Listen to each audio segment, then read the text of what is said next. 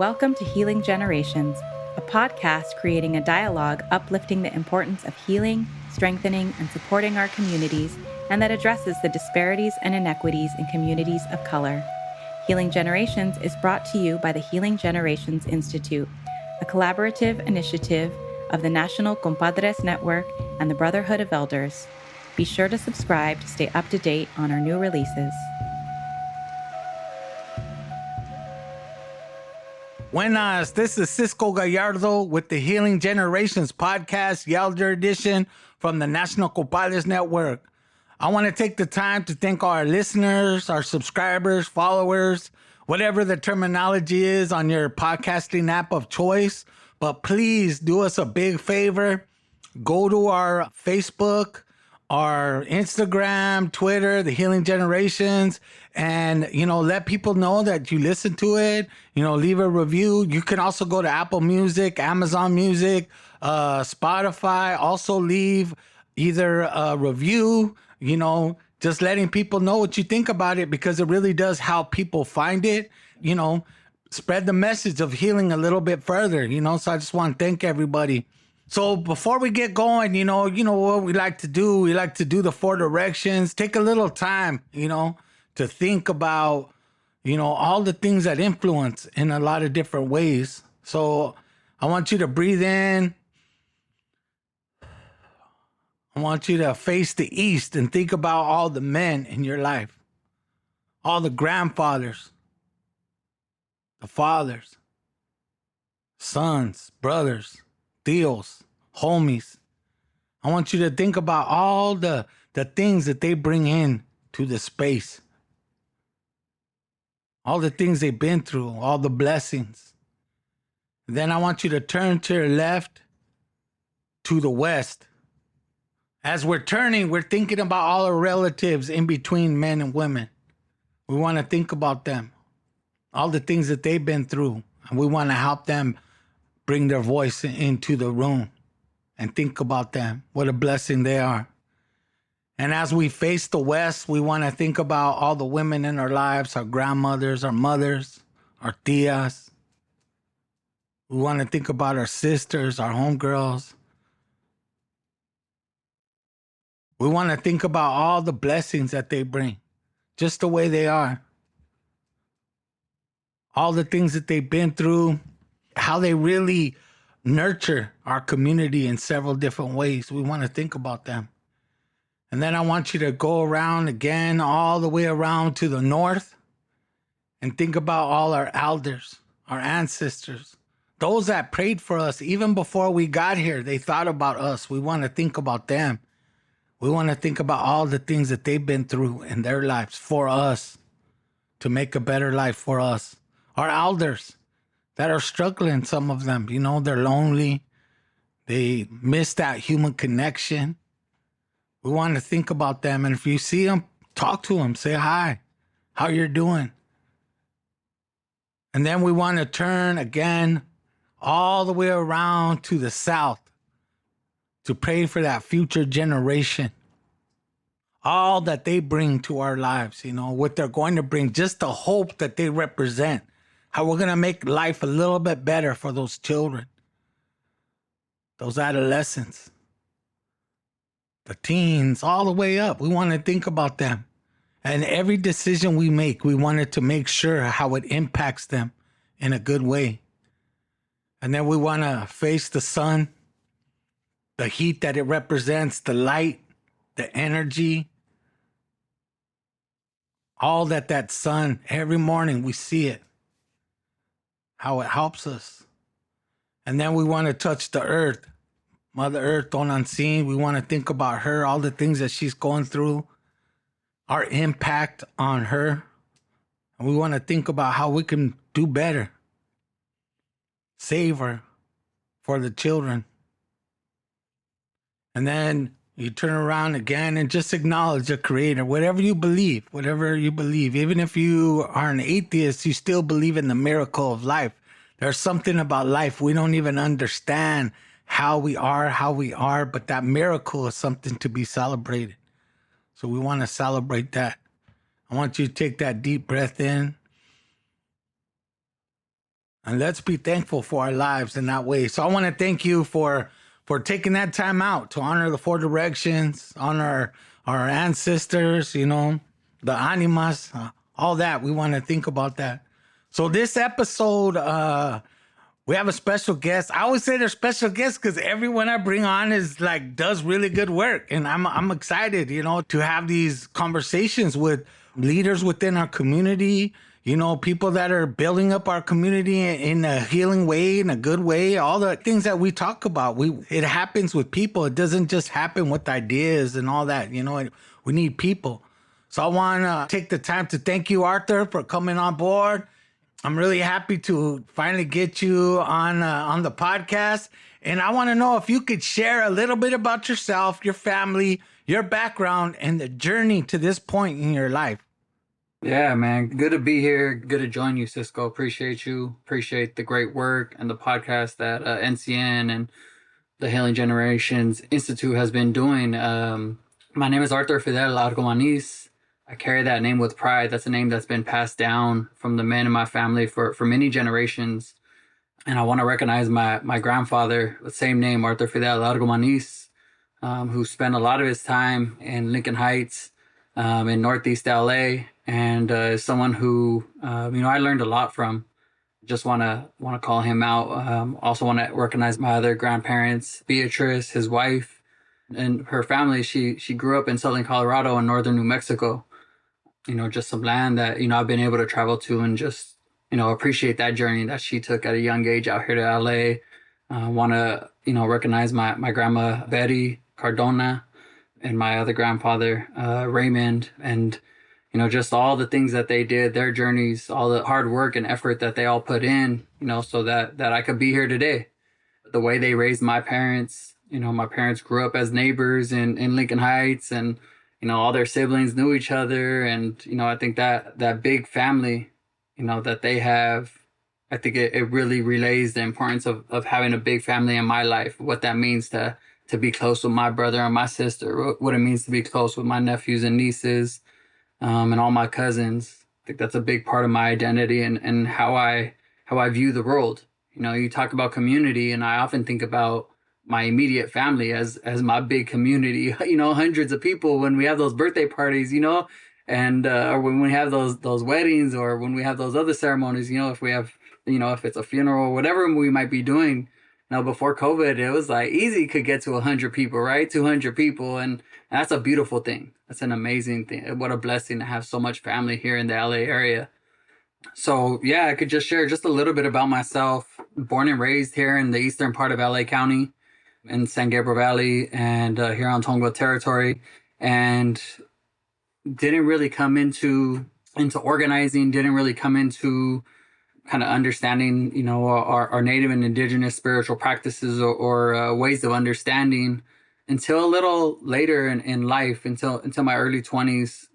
And before that, I think the way that I was walking, this world was, a lot of times it was very focused on getting what I needed to be able to survive, getting what I needed just to get through, the day to day, to see, so many people struggling around me, to see, friends and community members and family and many other people just really struggling on a regular basis was really difficult. And I was very fortunate that, my parents were both able to get really, really good jobs without going to college, at a time where they were able to purchase a home, at a young age. And, we moved to a pretty well-resourced community. And, I saw what happened when other family members weren't able to do those things, when other family members were living in less resourced communities and communities that were, the consequences. I often talk about the consequences for the behaviors that I had and the actions that I was taking in high school. My cousins were doing the same thing, but the consequences were much harsher for them. And I think a lot of it was growing up in a little bit more well-resourced community. I think I was given a benefit of a doubt that I'd be okay, that I'd figure it out. I had some time to figure it out, to make some mistakes. And other family members and other friends and cousins were were dealt with much harsher, and they were getting, suspended when I was getting detention.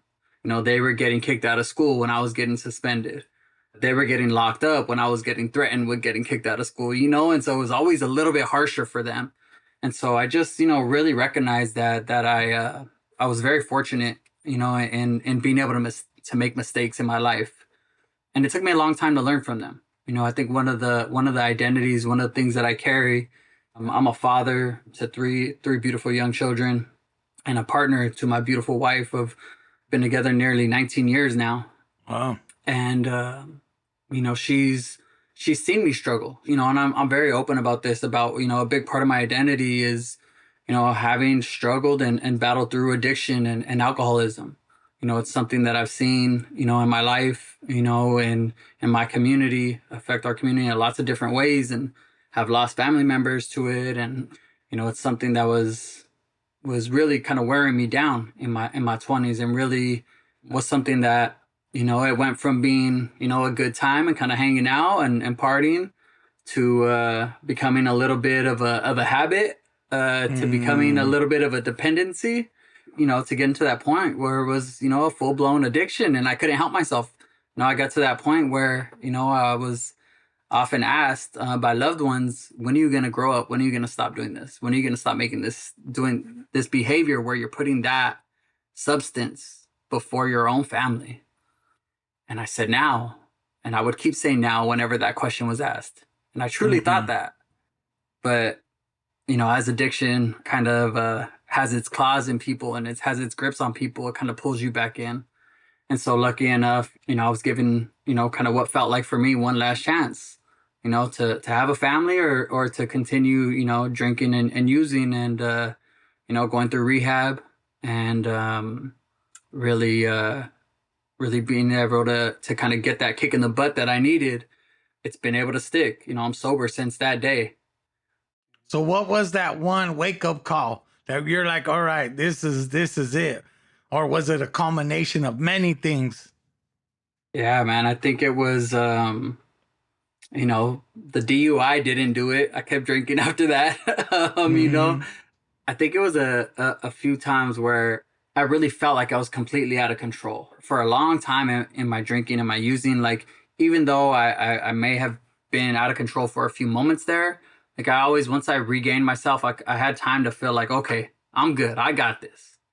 But towards the end of my using, there were times where I was like, man, I have no control over this at all. Like, and I was slowly realizing, like, I didn't understand the definition or terminology around like what addiction means, or the physical plus the mental, like what all those different, like that it's a disease. I didn't understand the disease model of addiction.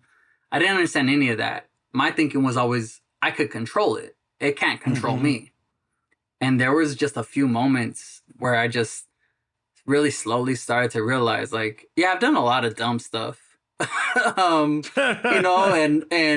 drinking and using was part of that oftentimes, but I've always been able to get through it, luckily enough, and I, luckily enough, I never hurt no one while I was on, drinking or using, at least like physically harmed them or like, crashed into somebody or did anything like that. But, I think towards the end, I just felt that, like, that loss of control. I don't think that we talk enough about that. Like what it feels to be like just completely incapable of not doing something. And that happens in a lot of times in life, right? It could be, people who may not be able to stay true to their partners, right? It's like, man, I really want to, but I just can't help myself. It's like, what is that thing? Like, and I think, it's a lot of times, even for young people, like, just getting sucked into, social media, and they got all kinds of homework and I just can't help myself. I'll stay up till 3 a.m. and 4 a.m. And they'll like, it's something about it. There's these certain things that kind of just suck you in. Right. And I know technology is one of those, but I think for me, drugs and alcohol, man, it was all fun and games till it wasn't fun and games. And it got serious real quick for me. So yeah, man, I think that wake up call was a blessing, but only because, I've been put on this path to realize who I really am and what I'm really doing here. You know, what I need to do with my limited time on earth. It really put things in perspective for me. So, what were those cultural lessons that you learned from your culture, your familia, your life experience along the way that help you in healing from addiction? And I know addiction, it's an ongoing battle, right? It's never, you let your guard down, it'll come back in your life. Yeah. But what were those things that helped you? Because I'm sure there was a time where you hit rock bottom, where you were just like, you kind of had to surrender to that fact. And I know people fight it. You know, I watched my dad die through drinking. You know, he just would not stop. He put it in front of everybody. Most importantly, he put it in front of himself. Yeah. And I know it was tough for him, but watching him die always kept drinking in perspective for me.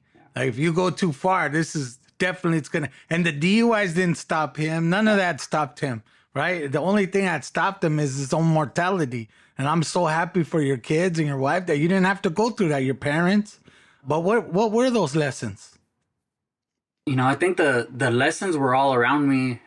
You know, growing up, I had a really hard workers around me. I had people who, they took care of their family and they did everything it took to take care of their families. And sometimes I know that the stress and the day-to-day of what that takes to take care of a family.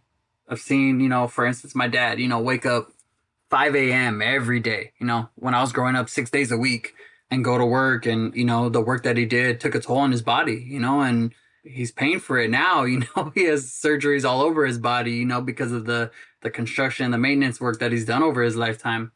But he never missed. And, you know, he woke up every day and he drove into Compton every day, and, you know, and he did the work that he had to do, and he'd get out early and he'd coach us in baseball and do everything he had to do, and always showed up, you know. And I think that value right there, you know, I think the other value that I grew up with in my household was this nurturing, just love with no strings attached. I felt loved even if I was messing up.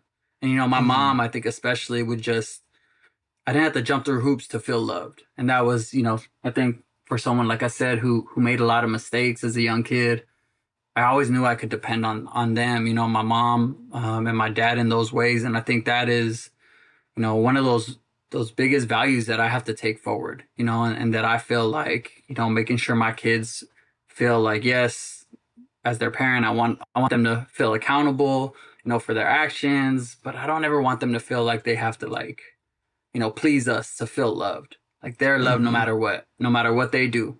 They could tell us whatever they want. You know, they could talk about their struggles. They could, you know, they could mess up, but they're always going to be loved and taken care of to the best of our abilities. And I think, you know, a big part of being able to do that and be present and to do that is because of, you know, the sobriety that I'm able to carry on today. And I think the big piece that I opened up to after coming on this journey towards sobriety was ceremony, you know, and healing.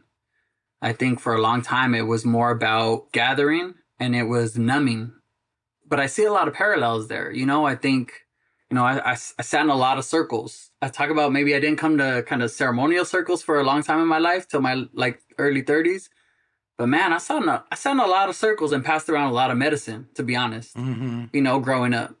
But it was more numbing, right? It was more of a way of coming together that, you know, I think we were substituting the medicines and we didn't really know. We just did it naturally, right? And so to come to ceremony and to sit in circle, you know, with like the East LA men's circle, to sit in circle and burn medicine and to talk, and to have an elder lead us, to go to lodge, to kind of be broken down in that way, and to, you know, to have to really, you know, sit there and be in your prayer. I think those are things that they felt familiar, even though they were completely brand new.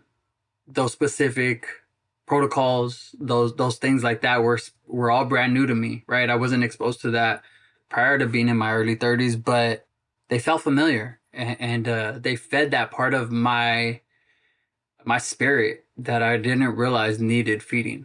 And that's been a beautiful thing over this last, you know, I think 7-8 years of my sobriety journey. What was that first experience where you were like, this is a part of my recovery? This is some medicine that I need right now? Because I think there's a lot of people, when you give up drinking and doing drugs and things like that, there's a feeling of like, I'm giving this up, and it's a part of your identity, right?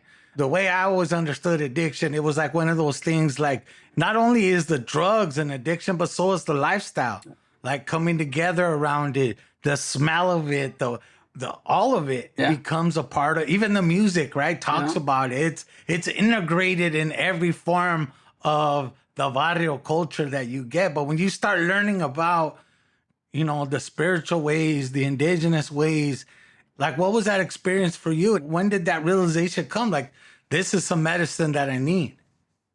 I was blessed. I was invited by my brother Jose to a lodge actually right over the hill from where my parents grew up. You know, just coincidentally, this was Homeboy Industries had a sweat lodge that they were running in Lincoln Heights, and Luis Gerardo, Luis Ruan, Fidel Rodriguez, a lot of those older guys, you know, really, you know, kind of set that space. And was that the one on top of the hill, overlooking the school?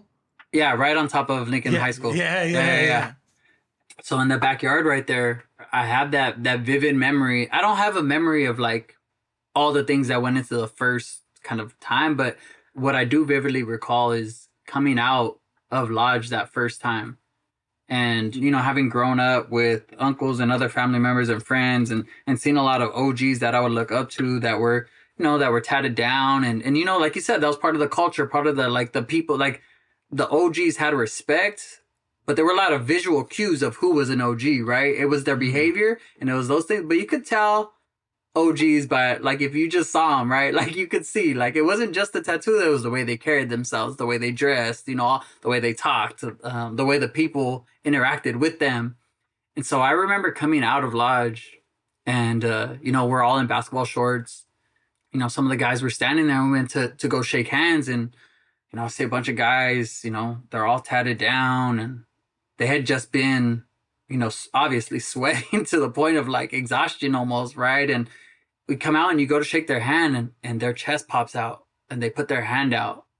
And I saw that same, like, man, that's an OG. That's someone right there, like, that you could look up to.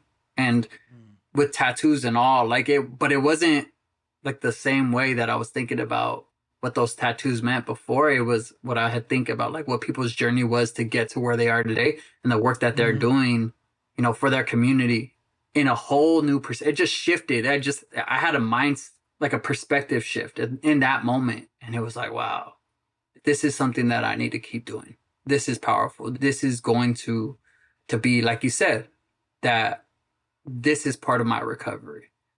And it was really just that. And you know, there's a lot of other ways that I've come, you know, in ceremony and been lucky enough to travel, you know, across the state and across the Southwest to be able to, you know, to travel for work and do these other things. But I always carry that with me. I always carry, you know, understanding, you know, the way you opened us up with the 7 directions, that travels with me, right? That my ancestors travel with me, and that the ancestors of wherever I travel are always there, even if I may not have time to connect with, you know, local folks or to be able to do that. But I could always pray.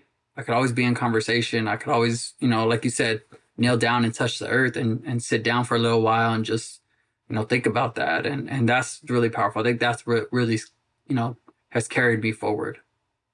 It's that connection that you can make at any time. You know what I mean? Like, for me, that was part of my healing journey too. As I remember the first few times I went into a sweat, kind of fought it for a while, you know, like, oh, we're like into the movement this way. And, you know, there's a time where I kind of abandoned like what I thought was God. You know, I was like, nah, I don't need all that. But then I realized my ancestors, you know, they knew a thing or two, and they didn't do it alone.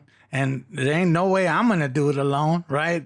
No matter where I am, I could be in community, you know, with everybody that I'm connected to, even if they're not with me through that way. You know what I mean? And so when you started learning that and started preparing that in your life, kind of saying, this is a journey I want, how did that tie to your work in the community and your kind of need to be like an and forgive me if you might not agree with this, but like a servant leader, like for me, a servant leader is someone I work for the people, no matter where I'm at. You know, if I'm by myself, I'm there, you know, I'm going to try to make this place just a little bit better. And, you know, that's what I was taught. Being a leader means you're picking up trash as you are defending the people against the police or something. You're going to do what it takes for your people. And there's no problem with that, whatever it is. Like I said, picking up trash or defending them, you're going to do it because that's part of being a warrior. How did you decide that that's what you're going to do, you know, even after you went to school? And did it take you a while once you finished school? And well, I mean, you were probably still in addiction at that point, were you? Yeah. I had my Chicano awakening, you know, as I was going to school, and I started reading books, right? I started like, learning the history of the lands, learning the history of religion on these lands. And, you know, I got real resentful. I felt lied to be honest. I felt like people had like, why had you never told me this? Like, why did you have me doing this? Why did you have me going into these spaces that they're not ours? Like, that's not what our ancestors did. Why are we doing this? And I had a lot of anger. And I think that came out when I started organizing. I had a place to put that anger. And I directed it at, you know, these unjust policies, these unjust practices of slumlords when we were doing tenants organizing, of law enforcement and city officials when they were, you know, criminalizing young people in the community. You know, I had a place to point that anger. And so I was very active and I was very outspoken, and I could code switch. And so it was a trip because I would go, you know, to meetings, and, you know, I would, sometimes I would be in the suit and tie, and I'd be I'm a representative from this organization or from this institution or from this school. And this is what I'm representing.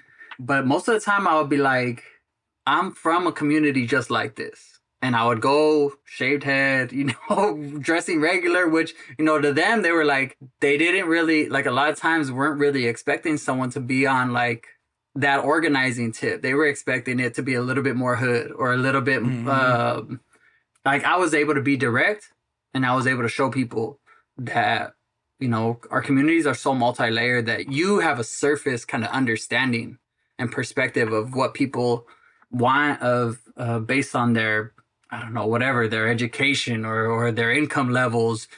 But you have no idea because you never lived in those communities. And you don't even take the time. Like, I didn't live in a lot of the communities that I organize in, but I took time to be a part of and do exactly what you're saying is listen and not always try and like grab the mic and not always try and tell people what to do, but just to be in community with people. To go to the spot and hang out on the corner with the young kids that were kind of just hanging out. You know, to be able to, when people were playing basketball, just hang out and sit on a bench and talk with some of the kids. Just tell me about, like, hey, what's it like growing up over here? You know, I go to school here, but I'm not from here. Like, you know, I ride the bus downtown, you know, and that's what I do. And they like kind of break it down. This is what it's like. This is okay, cool. Let me tell you about how it is where I grew up. Okay, cool. You just connect with people on a different level. And then at that point, you could help to, okay, where can I fit in? How could I support? What are the things that they are finding useful? How could I start to do some of that? And so for me, it started with doing like youth programming during summer school programs. And that's where I got my start in like doing direct services with young people. After school, I started working in like high school and like helping young people get their high school diplomas. I was 25 years old working with kids who were 18 to 24-year-olds. I was a kid myself, you know, I was like, and I'm sitting here driving the van. We're driving through Watts. We're going like to the Watts Art Gallery.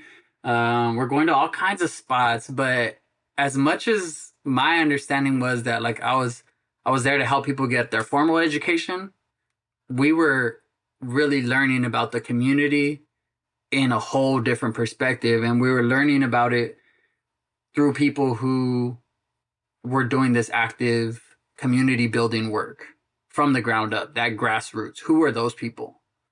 People like, you know, like Alex Sanchez that I would connect with from Jóvenes Unidos, people like Aquila Shirelles from the Reverence Project. Like, these were the OGs that I was like, oh, they got to meet this person. They got to go to their spot. They got to go to this event. Like, that's how we start to learn and to see, you know, one another in a different light, is when you start to be in those really positive, vibrating spaces that are like full of music and food and people that are coming together for a good reason like that. And I think those organizing spaces, to me are always going to be, those community spaces are always going to be 100 times better than those like cool conferences and, those swaggy events that you might go to at a hotel or a conference center that are cool. You get a lot of good people, but it's nothing like being in the neighborhood. It's nothing like absolutely. being in a dirt parking lot and having, the taquero over here and, just people just coming and hanging out and the kids running around. It's a whole different vibe, man. It's, I think for me, that's my organizing roots are in that type of work. And, I've moved away from that a little bit over the years in my professional career, but, that's what I enjoy, and that's what I think, as I get more opportunity to kind of dictate where my career takes me rather than just going where the opportunity is. I think that's where I see my future. It's kind of getting back to that. Yeah, I miss that type of work too, man. I know exactly what you're saying. Like, to me, working in the community, just talking to people, no matter the young people, their parents, whoever it is, even the people that work at the local stores, how they view the community always intrigued me. You know what I mean? Like, what? Because in my mind, I'm thinking we can make a better life if we want to. You know what I mean? Like, it always excited me. I always liked the conferences only as a way of kind of rejuvenating, connecting with people that I normally wouldn't get to kick it with because they're doing the work too. And sometimes you do the work, you get a little burned out. You see people, you're like, oh yeah, this is why we're doing what we're doing. And I appreciate you in that way. So tell me, the organization you work for now, like what type of work do you do now? And how did your past and the cultura kind of help you in what you're doing now? Yeah, so I work for a national nonprofit and kind of they're based in Washington D.C. We got an LA office that I've been working out of for over 8 years, and a lot of policy work. We started out doing a lot of, like 40 years ago, doing a lot of work around disability justice. Our initial founder was a blind man and was working with the federal government, things like that, and over the years has evolved into working in things like juvenile justice, criminal justice, to working on child welfare reform efforts across the country, working a lot of child abuse and prevention and early childhood programming and like home visitation in preschools and things like that. And, when I came to the organization, one of the things that I was lucky enough to get involved in was a lot of the parent organizing and really this idea of, who better to change early childhood systems, if that's like healthcare related, if that's education and schools related, if that's like the kind of the early education and the child care centers and things like that. Like, who better to do that than the parents of those young children? Like, obviously we should be like taking their lead, just like we said around this organizing, right? Who knows better what the community needs than the community? And so, absolutely, we took this same approach and supporting them and building, like we've talked about, alliances with and partnerships with other community-based organizations, with policy folks, with government and city and county officials, with all these different folks who help to kind of dictate where the money goes and what programs and services are offered and how they're all connected. And so that's my work, that I've been able to do. It started doing it in LA and with a few local organizations, and then lucky enough to have been on a number of projects and currently working on a project called the Parent Leader Network that is made up of over 13 communities across the country. And we have, active parents in each of those communities that we get to work with on a regular basis. And they're really driving the change. That's a parent-driven organizing model that we use. And, they're actively looking to make the change that they want to see. And I think the other part of that question that you asked was, kind of the cultural practices and the values that I bring into that work. And I think for me, it is this recognition that we're all on our own journeys. We all, need that love and support. And that doesn't matter if you're a staff person, if you're the executive director of a huge organization, if you're a parent volunteer, if you're the person who comes in and provides childcare, the person who does translation for the meetings, like everybody is part of this movement together, that we are all here to support one another. And I think that causes you to slow down. And I think that's part of what I've learned and what I understand is just a different cultural approach to sharing space. Even the way I talk, like just be mindful when I said it right now, I just slow down, because oftentimes we feel like in a rush to get out what we need to get out, because there's always that next person waiting to say something, right? And even in meetings, it's always it's hard to fight that way of thinking, where when someone's saying something, I'm ready thinking about how I'm going to respond, or how I'm going to say something that's going to add to that, or contradict that, or point out some holes in that. And rather than just listening and sharing space and letting it flow.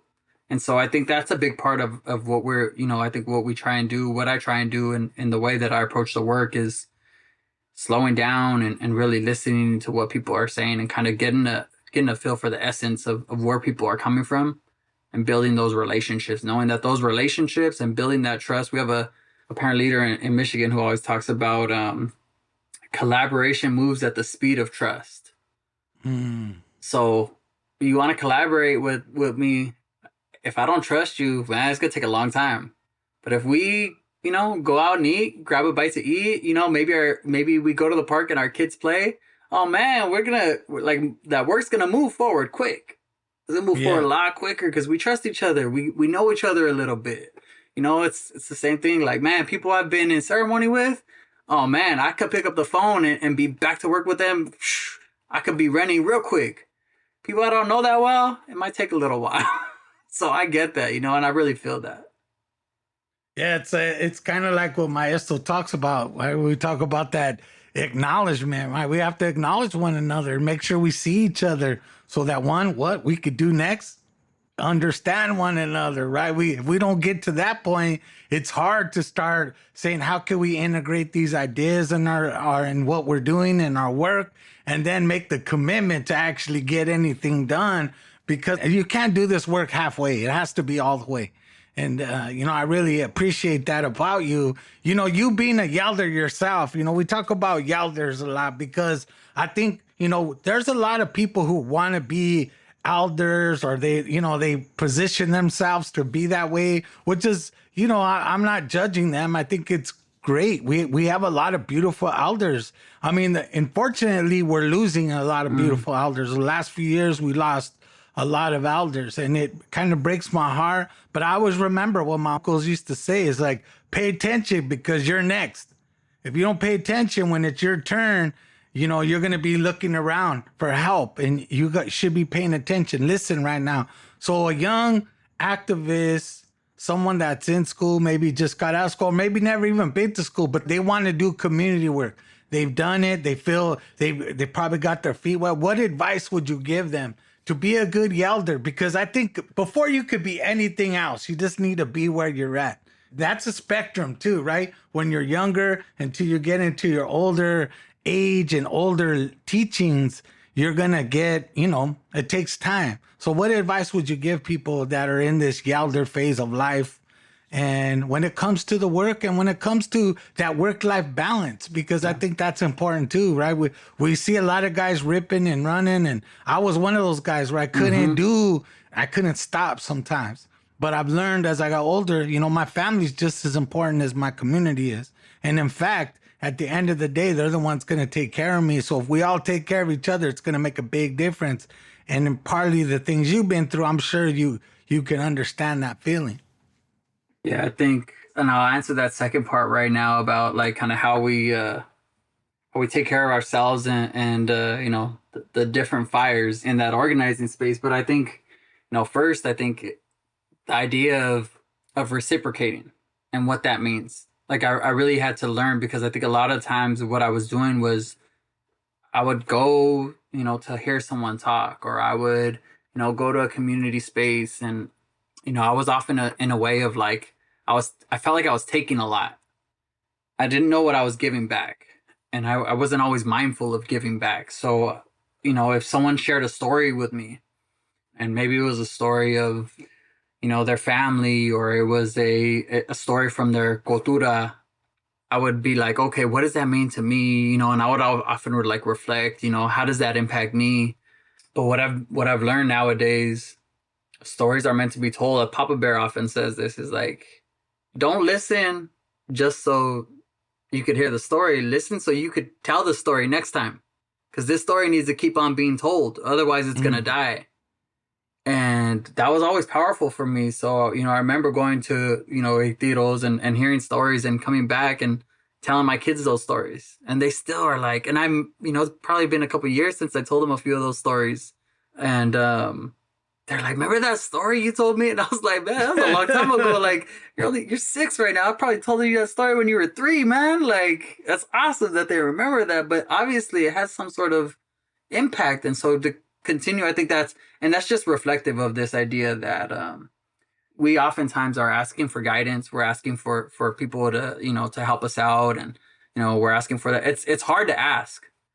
And it's really hard to go into that space and to also think that I have something to give other people. Like when I've asked, Maestro Jerry, when I've asked him for some of his time, I'm like, man, like, what do I have to offer? What could I do really? And I think that's part of what I've learned is that there's always something that we have to offer. We could always, find a way to kind of give back. We're not taking, we're sharing space. And I think that's really important. Even just the way we use our words, when we ask someone, can you teach me something, right? Like someone does, maybe some beautiful artwork or we're trying to learn, something.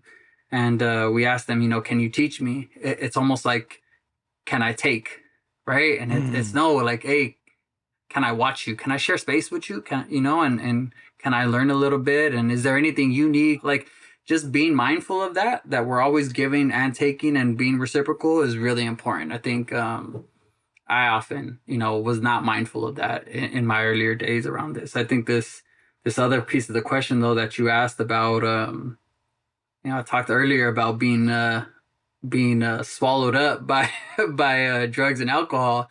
I think, there's an addiction to the work, too. It gives you a feeling. It gives you this purpose, and sometimes it's we put the work first before, like you said with your pops, before even yourself, like before even like I can't eat because I have to run this conference, so I'm gonna be running around all day, and that's one little example, but it's also like, like I've heard many times in circle, I've put the work even before my own family.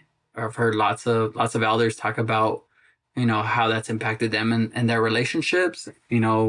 I've heard a lot about this idea, and what sticks with me is this idea of taking care of your home fire first and foremost. And that includes taking care of yourself. But if you're not taking care of that, then you have no fire, to carry with you, as you take care of and help to support a community fire. That's beautiful. But without the home fire, that's a really difficult thing to do. And to be able to manage is to do that in a good way. And so it took me a long time to learn that, because it was easy to run, from the problems that I had created at home, and to be in the community and do that work, because I was able to kind of put on the mask. And I was accountable in a different way, but not for my personal behavior. Like, they didn't have to see that side of me. The people at home saw everything, right? They saw the good, the bad, the ugly. And took me a long time, and so I'm incredibly grateful for the patience and the love and the support that I have. But I also know that it caused a lot of damage. So I still got a lot of caretaking of the home fire that I have to do and that I have to continue to do in my life. And what a blessing to be able to recognize that, to be shown that, and to really have that be first and foremost my life's purpose, is to take care of this home fire and my responsibility as a man, and what that means to be able to do that, to take care of my family and to also be open to them taking care of me. It's a blessing to be able to say that these days. Yeah, definitely. I like your approach. You got to take care of that home fire, and all that. I think a lot of people go out and some people don't have a home fire yet, right? Just they're individual. They're kind of building that up, which is cool, right? Because in different phases of your life, you're going to have different energy to give, you just have to be aware of that. And, I see you doing that. You're definitely maintaining the things you need to. I'm sure there are struggles from time to time, but it's one of those things, like, I think once you start to get it, you understand. I mean, the thing is, we all have to walk our life individually, and but when we come together, we share these nuggets of truth and knowledge with one another, and we build each other up. And I think there's a lot of people out there doing the work, and really, to me, the work starts with yourself. And I want to ask you, that we'll wrap this up here soon, but I want to know from you, like, what does healing mean to you? I think healing is this process of continually kind of just continuous discovery.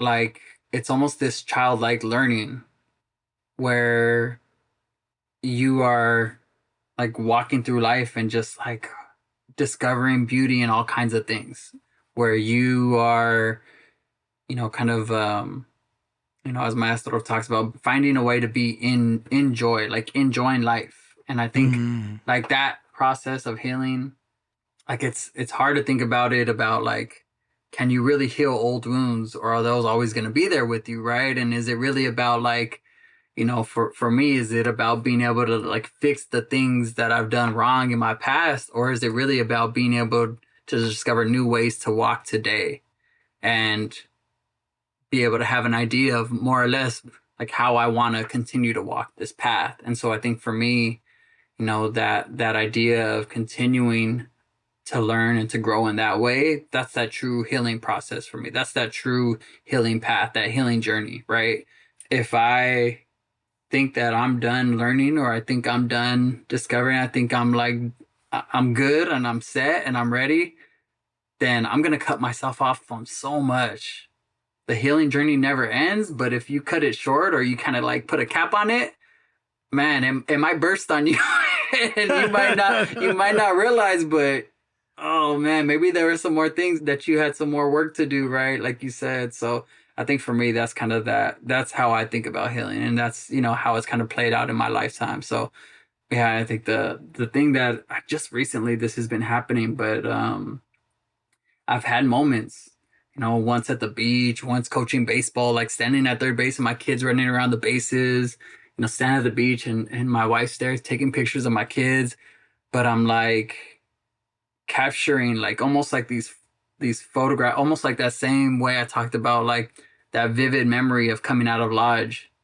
Like I was like capturing a moment in time, and it was like, man, that's going to be that moment that's going to like, that's that snapshot memory. And I'm going to feel so much of like, when I think about that, I feel so much of what's going on around right now. But like, that is that pure joy that I felt in that moment, and all kinds of stuff going on around me. But in that like split second, my body just was like, this is it. All right, go ahead. Keep on with your day. But I just wanted you. Something in my head said, hey, this is it right here. This is it. This is pure joy. This is pure love, pure presence, being like absolutely in the moment. That's what that was. And it was like, man, it's happened a few times recently. And I don't know, for whatever reason, something, hey, something's clicking. Finally, it took me a while, but something's clicking, right? And so that's the beauty of being, I think, on that healing journey, is we gotta recognize those things. And so that's a real blessing to be able to do. Yeah, it's beautiful. I know exactly that feeling you're talking about. All your senses, your pores are open, everything's open, the wind, the air, everything's just like, you're just kind of like in awe. And I know that feeling. And I want that for our young warriors out there, male, female, however you identify. I want you to feel that. I want you to feel that energy like that, even if you're older, a lot of older people tell me, I want to do good, just not sure how, and the bottom line is just like that sun comes up every day, there's a new opportunity. We have to just walk towards it. That opportunity is right in front of us, and it's going to take a while for people to catch up to who you are changing into, but it'll happen. You know what I mean? And I definitely appreciate you for making that choice for your family, for yourself, for your kids. They deserve the best dad they can get, the best man they can get. And in turn, that's going to make them the opportunity for them to be that much greater. We hear that a lot of times, As Father G even says, that our youth are facing a lethal dose of hopelessness. You know what I mean? When you have people that love you and feel loved, you feel hopeful. You feel optimistic. And I want that for everybody. So I want to thank you again, bro. If anybody wants to follow your work or get in touch with you or whatever, how would they learn more about what you're doing or any way to follow you in some sort of way? Oh man, you just got to see me in the community, man. Honestly, I don't do social media. I don't promote myself or the work. Like, yeah, I've learned that I think that's part of taking care of myself. Like, I can't manage a network of that gets too big, right? So yeah, I'm happy to connect with you if I mean my email's not too hard to find. So if you're interested, hit me up over email. That's pretty much it. All right, you heard it here. So I just want to thank you again, Arthur, for your help, for, being willing to be a little vulnerable and share a little bit about your story, your trials and tribulations, as they say. I really appreciate you for that, and I'm sure that, we already talked, even before we recorded this, we're talking about all the ways we could connect and work more closely together. So I appreciate you for that. So I want to thank all our listeners again. I want to thank you again. If you have a review, you have something to say, you know somebody that you think would be perfect for our show, please go to our social media pages, Healing Generations on Facebook, on Twitter, and write us a little message. Tell us what's up. You could also find us on the National Compadres Network.org website. You can find me there. You could send us an email, however you want to do it. But, we're interested in what you have to say and what's going on in the community in a good, healthy way. The one that's going to tell the difference between those that are talking about the work and doing the work is the first thing is we have to just communicate and tell stories and tell the stories of people that are out there doing, even the ones that are struggling. To me, that's still valuable lessons. So I just want to thank everybody one more time and say palabra. Hello, everyone. I wanted to include this piece in our podcast. So after it, Arthur sent me a song that his son sang with him that he recorded. And I think it's a beautiful song. I wanted to share with all of you as a part of the episode. It just shows the connection of intergenerational ways that keep us connected. And it builds that continuity of healing and traditional values that can only strengthen in this way. So anyway, listen to it, think about something positive too when you're listening to it, and say a prayer for him, just like you would your own son or nephews or family in that way. Thank you again. Okay, let's hear you sing the song again. Go ahead. The beer dawn, hey yeah yeah, hey yeah yeah, hey yeah, hey, hey. The beer dawn, hey yeah yeah, hey yeah yeah, hey yeah, hey, hey. The beer dawn, hey yeah yeah, hey yeah yeah, hey yeah, hey, hey. It's the beer dawn, hey yeah yeah, hey yeah yeah, hey yeah, hey. That was so good, son.